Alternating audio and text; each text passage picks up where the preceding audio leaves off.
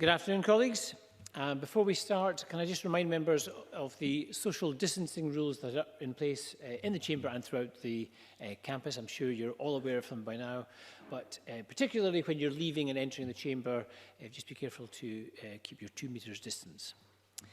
Now, the first item of business, as it always is on a Tuesday, is time for reflection. Our time for reflection leader is Mr. Ian Stewart, the Executive Director of Edinburgh Interfaith Association. And Mr. Stewart is joining us via live audio link today. Mr. Stewart.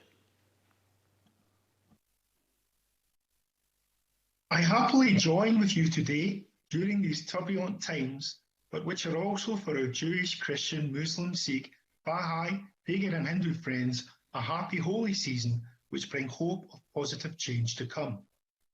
People are asking, when will things return to normal?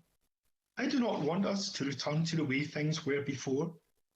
Being in lockdown has brought us closer together as a society, as communities.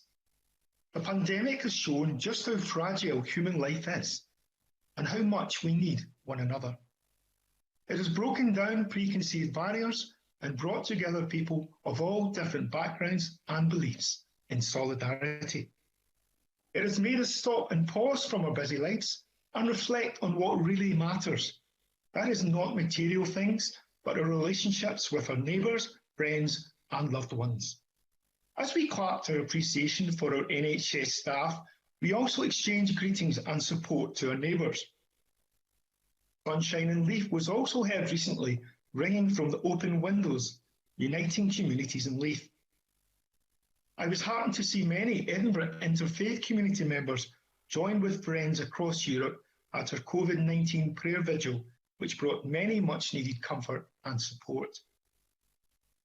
Faith communities have been doing their part alongside others in the battle against COVID-19.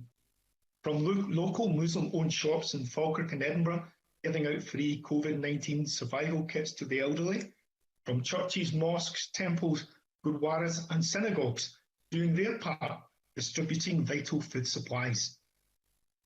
We are seeing a notion of support and kindness spreading throughout the world, exemplified by 99-year-old war veteran Tom Moore, raising over 27 million for the NHS by completing 100 laps in his garden.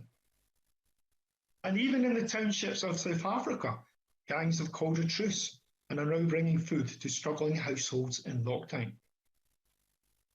And in Jerusalem, we hear the story of the Muslim and Jewish paramedics who paused to pray together after just attending to an emergency call-out.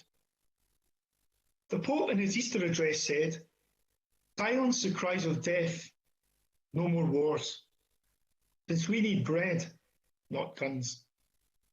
My prayer is that coronavirus teaches us that we are one human race, that caring for one another, for the most vulnerable, the poor, the elderly, the sick, our fragile world, from this holy season onwards, becomes the #1 priority and part of the positive change.